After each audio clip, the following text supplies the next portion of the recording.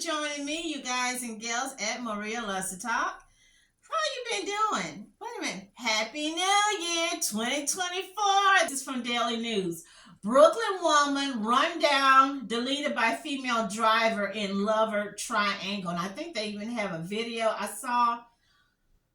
saw where they were talking about it on a site. And so basically these two women fighting over a man. Yes, let's keep it real, you guys. It is a shortage of men these days. Because I told y'all, I don't know what it is for Asian, white men, or Hispanic. You know, it's probably for white guys. It might be 10 women to one white guy. Hispanic men, 15 Hispanic men to one Hispanic woman. I don't know about Asians. It might be the same. It might be equal. It might be 5. It might be 1 to 5. 5 Asian men to 1 Asian woman. Still no reason for you gals to be out here fighting, thugging, doing WWE battle, rumble, tumble over no man. That's something Mama taught us from day one when we first started dating, started liking boys, got older, where we were going places. Don't mess with a married man, or even if a dude is living with a woman, just had a baby with a woman, or is engaged. You don't mess with him. He's off limits. Keep it moving.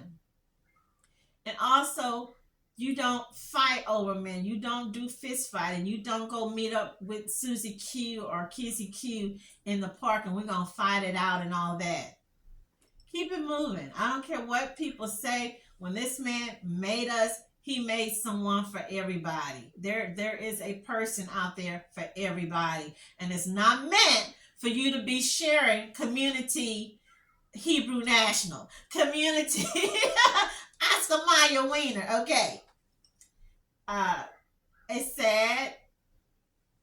And I'm sending prayers out to this young lady, beautiful young lady. That's what gets me. When I see some of these girls are really some pretty young ladies, educated ladies, nice, sweethearted young ladies. Do not fight over these men. And the same thing with men. Don't need to be fighting, killing, getting your deleted. When all these women, I tell my nephews all the time, there's too many chicks out there. You don't need to be fighting, deleting, putting yourself where you get a criminal case or whatever over no chick. Too many girls out there, dude. Too many. Now,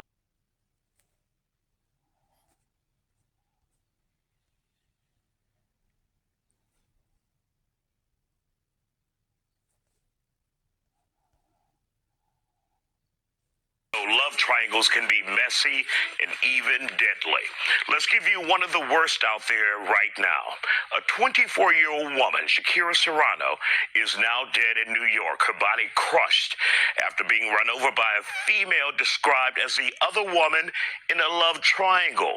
The video of Serrano's final moments is from usacrime.com and on Instagram. This happened in Brooklyn. According to reports, Serrano was arguing with a man outside when the driver of the car tried to run Serrano over one time. And we're talking about the other female, but miss. Moments later, the driver ran over Serrano, killing her. The man seen in the video has been taken into custody for questioning, but so far no arrests have been made. Witnesses and NYPD sources have said this was a lover's triangle. Dr. Angela Jones is here to break it down for us on Angela After Dark. Glad to have you here on The Factor Uncensored. Glad to be here. This is something that we have seen in Houston, in other parts of the country where love can be a dangerous game, Dr. Jones. Absolutely. When you take a look at this case out of New York City, where there's a love triangle, 2 women, 1 man, and one woman decides to run over and kill. Not only she made a second attempt. Yeah. She tried once, missed her, had a chance to think about it, and then did it again and eventually killed her. Your thoughts on this?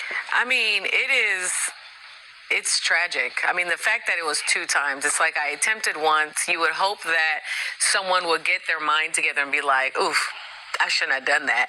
But she went in, unfortunately, to end this woman's life. And the video is honestly heart-wrenching. And you're looking at it right there, Dr. Jones, from Brooklyn, New York, where she ran over the woman with the car. And it's just, if you're paying attention, the woman is near the curb there as the car pulls in right there, and she will run over the woman right there. Oof, yeah. It's just mind-blowing. It's mind-blowing, and the saddest part is when you see him pick up the limp body off of the ground. It's a very hard watch, so I would tell people to be cautious when watching that video, but it is devastating to see that your feelings can get in the way of logic to the point that you are willing to end another person's life.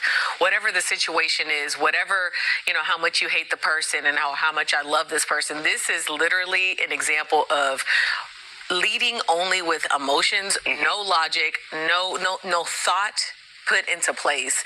And it happened so quick, and this woman's life is over. And honestly, her life is over too, because once they catch her, that's it for her. I mean, it wasn't only like an attempt, like you went in and you're just like, no, let me try again to kill you. And there's stuff on the internet talking about there was people that were able to like hear people arguing. And so that's how they know it was a love triangle. And it's all for what? Like, well, what is it for? And so if you take out your romantic rival in a case like this, what do you win? You win absolutely nothing. Absolutely you lose nothing. everything. Yeah, I can see you trying to defend a woman. You see Jason or Jeffrey Dahmer, Mike Myers, I don't know, Freddy Krueger. Yeah, of course, that's what any real man, you're going to try to defend, protect the damsel in distress. But yeah, prayers go out to this young lady. You guys, you girls, please stop fighting over these men. It's not worth it. So this dude probably most likely, he already with the next woman. This girl is going to be going to prison, and he's already with another woman, because these dudes are not going to cry over spill milk over you gals. They're not. They're moving on to the next chick, the next damsel, the next hoochie mama. And here's another story here. Washington man allegedly, and this is from True Crime Daily, and the other one was from New York News of New York Daily. So here, man allegedly missing girlfriend in the chest, left her body in an RV for 3 weeks. Pretty lady, nice looking. I don't know what she's doing with this piece of manure. That's why I said manure. Nice looking, attractive girl. And he looked older than 42. Idaho Falls, Idaho. Never been there. 42-year-old man reportedly confessed to fatally stabbing his missing girlfriend in the chest and keeping her body in her RV for several weeks. Her RV. In early January, the Bozeman Police Department posted a missing person alert on behalf of Megan Stedman. I wonder if she related to Oprah man, Mr. Stedman, and shared a photo of a white RV she was known to be traveling in. On January the 12th, the Idaho Falls Police received a call from someone who saw the motorhome in the area. Officers went to the vehicle and made contact with Chris Foiles, Foiles, who is from Spokane, Washington, Idaho. Idaho Falls police say they discovered evidence allegedly connecting him to Stedman's disappearance and death. So they arrested him on suspicion of murder. Thank you, Bozeman police. Thank you for having common sense. Thank you for being quick and not sitting back, chillaxing, or taking this dude to Burger King. Thank you for stepping up, okay? Spokane mother of two has been missing for almost a month. 34-year-old Megan Stedman was last seen in the Bozeman-Livingston area. Police in Montana are actively looking for her there and say she may be missing under suspicious circumstances. Her family says it's not like Megan to run off, especially without communicating with her loved ones and kids. They believe her disappearance is domestic violence related. Allison Martinez has the story. Since December 15th, Megan's siblings and friends have searched Washington, Idaho, and Montana for any sign of her. Megan has now missed Christmas and her daughter's birthday, which is today. Megan's family is worried that her estranged boyfriend has something to do with it. I hope she comes home, man. For her kids, for everybody. It's now been 27 days since 34-year-old Megan Stedman disappeared. Her siblings, friends, and kids have spent hours searching for her from Spokane to Bozeman. So we're just trying everything, and we're trying to bring it all together. It's a lot of work. It's a little overwhelming, but it's worth it if we get her home. The last person to hear from Megan was her close friend Janelle. She says Megan called in a state of panic, trying to get away from her ex-boyfriend. There had been some type of escalated situation between the two of them, and she wanted to know if I could wire her some cash to get gas to come home. Megan had been suffering from domestic abuse, something her and Janelle shared and had dealt with together. Case I've been following for over 2 weeks now. I obtained the probable cause affidavit against Chris Brandon Foyles, who was accused of stabbing Megan Stedman to death in her motorhome, which was found in Idaho Falls, Idaho. Now, these court documents state the details of Foyles' arrest. He's charged with first-degree murder. Now, the charge comes after the Idaho Falls Police Department received reports of a suspicious RV similar to the one the Bozeman Police Department released a picture of on January 2nd when they posted that Megan Stedman was missing. Officers knocked on the door of the RV, but there was no answer. Montana law enforcement provided information to obtain a warrant to search that RV. While waiting for Montana law enforcement to arrive, Idaho Falls police set up surveillance in unmarked vehicles. During the surveillance, officers observed a man later identified as Chris Foyles by his Washington state license exit the RV. Charging documents say an officer made contact with Foyles, who reportedly said, quote, "I am Chris Foyles. I killed my girlfriend. She's in the RV." The officers performed a sweep of the RV and found a woman's body in the back. She was later identified as Megan Stedman by a tattoo similar to the one described in the bulletin from Montana authorities. They also found credit cards in the RV with Stedman's name on them. Now, according to these charging documents, Foyles told authorities after his arrest on January 12th that he and Stedman arrived in Idaho Falls on December 22nd and got into a fight, but it scared him because there was a no-contact order between him and Megan. Foyles reportedly admitted he grabbed a kitchen knife and stabbed Stedman repeatedly with the intent to kill her until she stopped moving. Now, police arrested Foyles for first-degree murder and booked him into the Bonneville County Jail in Idaho Falls.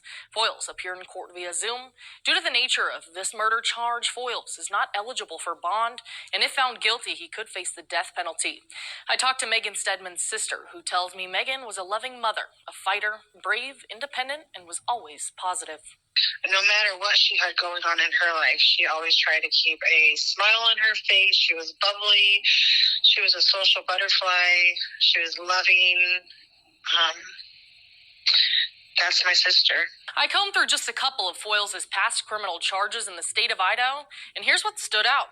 In May of 2006, he was charged with misdemeanor domestic violence, and just a month later, in June of 2006, was charged with a violation of a no-contact order. From 1999 to 2024, Foyles has 15 criminal charges in the state of Idaho, including the murder charge. If you or someone you know is a victim of domestic violence, visit our homepage at nbcmontana.com for information on how to get help. I will continue to follow this case on air and online as more information becomes available. Stedman was last seen alive December the 15th. Like I said, everything happened around the holidays in Bozeman, Montana. They hadn't learned. Y'all keep them. They hadn't learned. Do y'all know I had to look up Irene Gakwa, Gakwa, the missing Kenyan woman? Remember from last year about this time? She came up missing, boyfriend, and again, I'm not, talking so much about these people because it's an interracial, as it says, swirl, jungle fever couple, But that man was arrested with the Irene Gacko case, but he wasn't arrested because of her disappearance. They arrested him for using her credit cards and stuff. So I just still don't know where Irene is. They gave him 6 years for using her credit cards. Wow. Wow, you guys. That means most likely on good behavior, he's gonna be out either by the end of this year or next year. Don't know where this girl body, but he's the last one to see her. To me, what happened to circumstantial evidence? I'm sorry, I just had to go there. So let's get back to Miss Stedman. According to court documents, wait, I already went there. So here they saying here, I am Chris Foyles. He's telling them, I deleted my girlfriend. She is in the RV. Okay, so he just fessed up right then and there. Okay. Foyles reportedly said he and Stedman traveled to Idaho Falls on December 22nd, and they had a fight. KHQ reports Stedman and Foyles had a no-contact order, and he was allegedly concerned she would report him to the police. The court documents allege Foyles grabbed a kitchen knife and stabbed Megan in the neck. Afterwards, he allegedly intentionally stabbed Megan in the chest with the intent to kill her. He already did her in the neck, then he did her in the chest. Trying to figure out, first of all, we know an RV is cramped and small. So he had her cornered. She didn't have no way to move around room. He was already thinking in his head, probably was going to do one of them Gabby Petito things like that. What was her boyfriend? That laundry guy probably was going to steal her van, and his conscience caught up with him. She had no business. Just keep it real. She had no business being with him, really. If they had a no contact order, don't that mean y'all ain't supposed to be together? He shouldn't have been nowhere around. So they done had issues before in the past. I'm sorry, my holidays, I guess because our family, we just worship holidays. That's my holiday. I'm going to be in rest. I'm going to be in peace. I'm going to be having fun. I'm going to be celebrated. I don't want no negative people around me. I don't want no drama. I don't want no mess. I don't want no violence. I'm serious. He stayed with this girl by dead body in that little cramped RV for 3 weeks. He looks like a serial killer to me. Just trash, evil, demonic, wicked, demon, Mr. Hyde, Dr. Jekyll, Mr. Hyde. Maybe she thought that he was gonna get better, he was gonna improve, but what gets me is her RV. Her RV, not his, just like with Gabby Petito. Her RV, she put money into fixing this up. It's in her name. You get the hell out, not her. You're not gelling. You're not liking what she's saying. You're not liking how she decorated. You're not liking how she fixing her hair. You're not liking how she smells. You get out and go. What the problem is, what I'm seeing with a lot of these dudes, these guys, these losers, these pieces of trash, they don't have nowhere to go. They don't have a house. They don't have a mama. Mama tired of them at her crib. They have nowhere to go, so they have to be with this woman. They don't have to, but nobody else gonna take their sorry raggedy butts in. Same thing with the Irene Gacko girl, the woman, the chick, the dude. Yeah, he had a house, but he had no money. She looked like paying for everything. He didn't want her to leave. So his attitude, same thing with this loser. Before I see you leave, before I see you with another man, before I see you happy, I'd rather see you 6 foot under. That's the attitude of these demon, demonic, hurtful, horrible, mean people that used to be. How did we go from being lovers and friends and ride or die to now I'm your worstest enemy in the world, and you treated me like, worse than a cockroach? just horrific, you guys. So again, I don't really have that much to say other than, you know, someone that's in a domestic violence, you know what? You almost can't really even say anything to them. Because if you say something, they'll go back, in some cases, tell the dude, and he'll come looking for you. Especially if you are a woman or an elderly woman by yourself, or they know that y'all schedule your husband work at night, or your husband's a truck driver and you by yourself, and you and your kids, they'll come messing with you. And I've heard and seen that happen to people. You go telling her, oh, you know, da da da da da. She'll go back and tell him one night, and he'll be at your door, or might maybe make it worse for her. Start doubling up, hurting on her. I don't know. All we can do, lift these people up in prayers, get them the help that they need. Tell them to keep, and I've watched enough Lifetime movies to know that, tell them, don't you go back telling, oh boy, what I told you or what I said. Don't you go back, tell them anything. Hey, you guys, that's the end of my video. I do not want to be too long-winded because you know how I have so many stories. Leave me your comments. Tell me what your thoughts are, what your opinions. Keep these people lifted up in prayer. Stay safe, healthy, and happy. Thank you.